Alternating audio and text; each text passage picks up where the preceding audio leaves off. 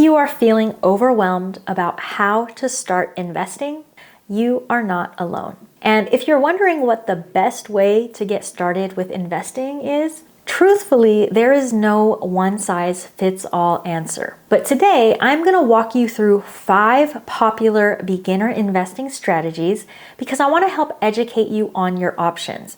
Getting started as a beginner can feel overwhelming, and it's a big reason why people don't get started. So I just want to help you figure out which strategies might make sense for you so that you can eventually get comfortable enough to just get started. Hello and welcome. I'm Lissa, a certified financial planner and an accredited financial counselor. And I don't usually wear hats in my videos, but let me know what you guys think. There's actually a story behind this hat, so if you're curious about it, ask me in the comments and I will share. But my channel is all about creating content to make financial education more accessible, especially for people who feel like they were never really taught this stuff. So before I jump into this list of 5 beginner investing strategies, I have 2 reminders for you. Number 1, this video is for educational purposes only.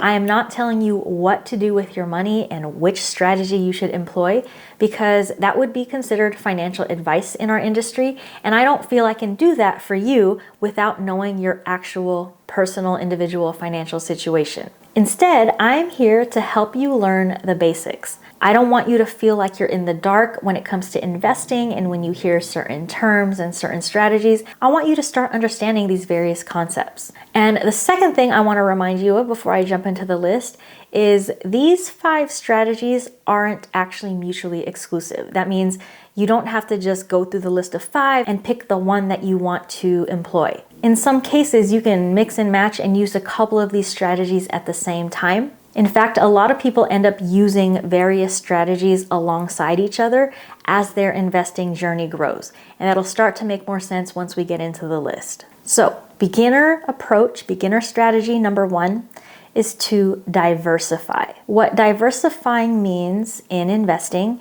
is basically spreading out your investments. Rather than just investing all your money in one thing, you want to be invested in many things. Now, a lot of times when people talk about diversifying, they're specifically talking about the stock market, right? You want to invest your money in the stock market, and rather than invest all your money in one stock, like Apple or Google or whatever company, rather than put all your money in one company and put all your eggs in one basket, what they're telling you to do is to invest in many companies. And rather than pick out like a whole bunch of different companies to invest in, that's why there is a financial product called a fund, F-U-N-D. Funds are basically baskets or collections of stocks or companies that you can invest in as a whole, so that when you invest in the fund, it by default makes sure you are diversified across many different companies. So if you invest in a employer-sponsored retirement plan, for example, you might have the choice to invest in a specific plan, and typically different savings plans have different funds for you to choose from. I just want you to know the next time you see a fund, you know that you can actually look up that fund to see what actual individual companies are represented in that fund. A lot of times people are invested in things that they don't support because they're invested in a bunch of funds and then realize later like, oh, I'm investing in a bunch of oil companies and a bunch of firearms companies, things that they might not want to invest in, but didn't know because they didn't know that the fund had a lot of different companies and a lot of different stocks in it. So that's just something to keep in mind as you start off your investing journey. So why is diversification effective? Well, it helps lower your risk, not putting all your eggs in one basket. Now, as you continue your wealth journey into the future, you're going to also want to diversify not just within the stock market. You're going to want to diversify in different investments, right? If all your money is in stocks and the stock market doesn't do so hot, then you might be screwed. That's why a lot of times people invest in both stocks and bonds, because historically those 2 types of investments don't go the same direction. Now, actual investment performance gets more nuanced than this, but I just want to kind of plant this seed that as you build wealth and as you explore this world of investing, you're going to have many chances to diversify. For now, just understand that diversification is going to help minimize your risk, and that's as simple as spreading out your money so that it's not all in one place. So if diversification sounds so great, why wouldn't everyone do it? Well, there are some limitations.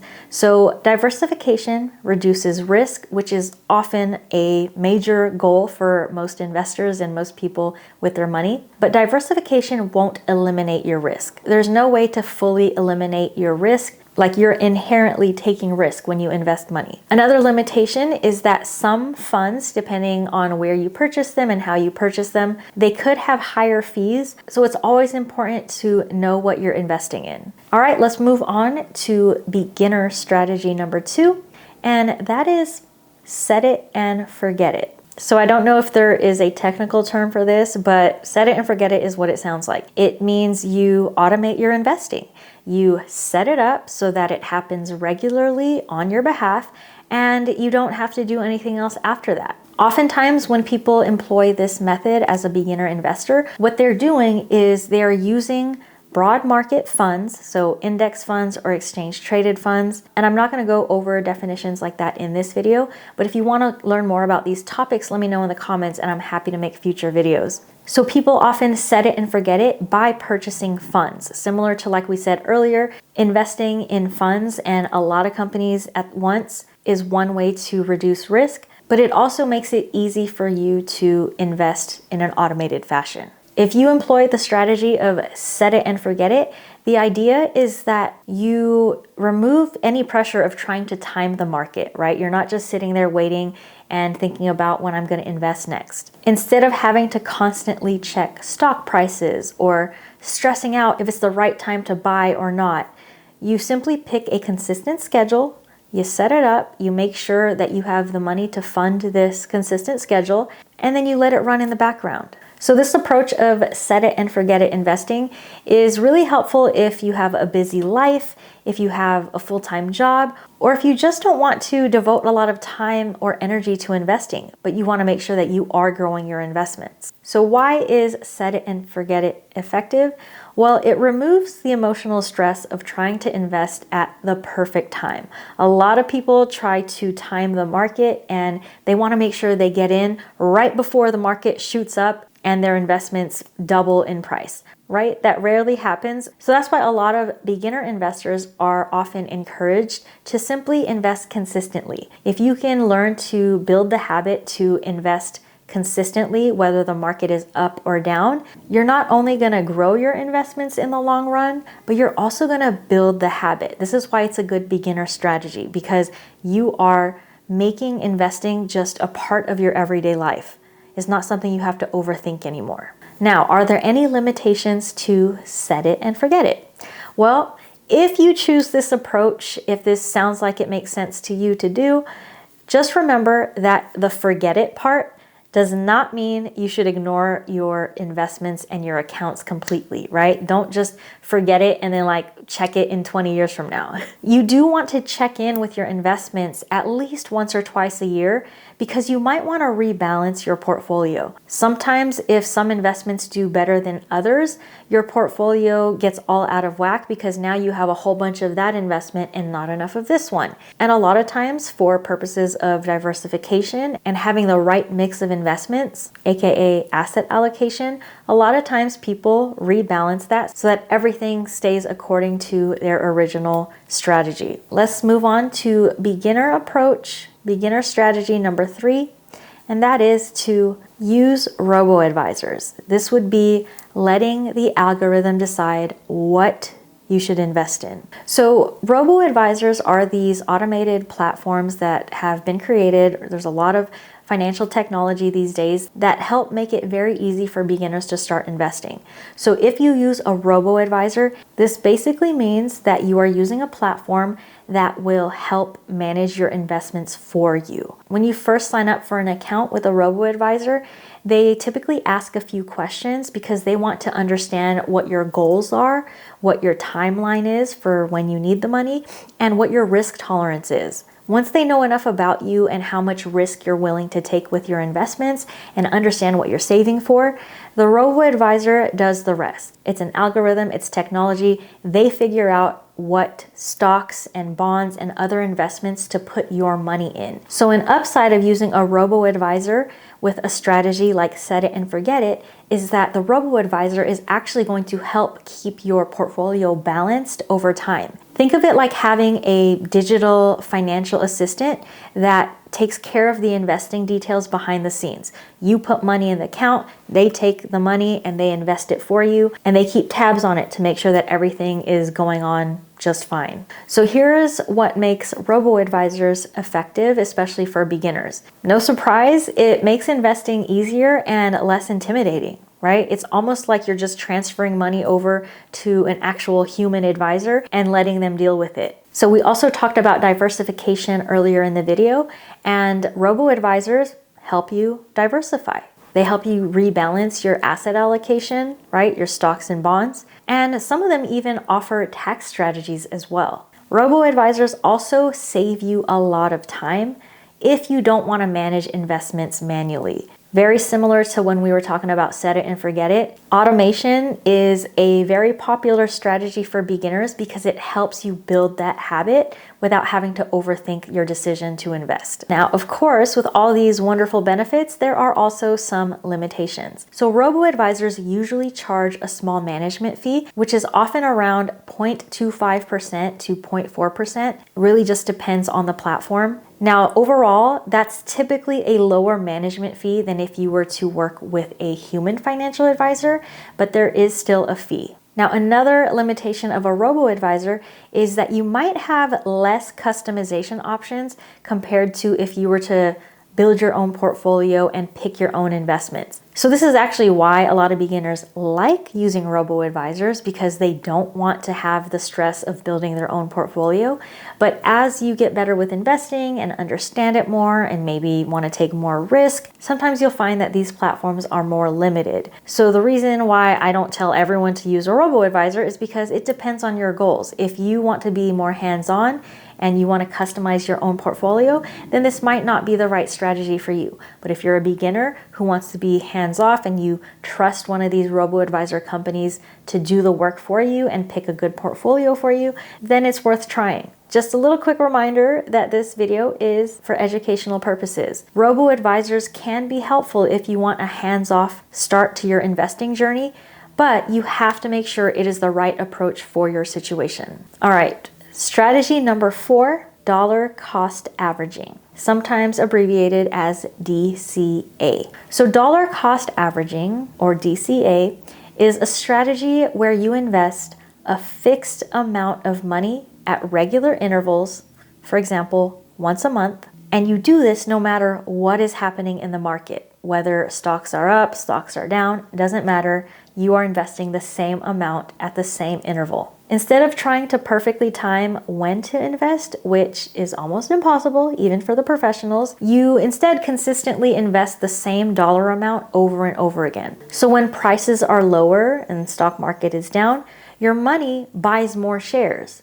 When prices are higher, which we tend to like because it means our value is going up, it actually hurts when we're buying shares because your money can buy fewer shares. Over time, however, when you dollar cost average, it helps even out the cost that you pay per share, right? It's kind of like an average. So the reason a lot of beginners love this strategy is it takes a lot of the emotion out of investing. A lot of times beginners fear they're going to lose all their money when the market drops. So they'll end up taking their money out of the market. At the end of the day, this strategy just makes investing more simple and more manageable. So it is very similar to set it and forget it, because what you're doing is setting up automatic investing, but dollar cost average specifically means you're putting the same amount of money at consistent intervals for the purpose of averaging out the price. Whereas even though it's basically the same approach as set it and forget it, the whole point of set it and forget it is to automate and not have to think about it.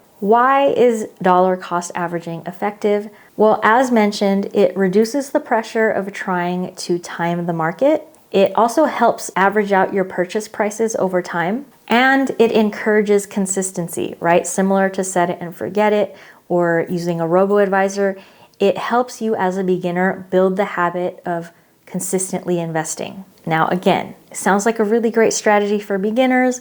What are the limitations? Well, dollar cost averaging can't guarantee profits, or it can't protect you against losses.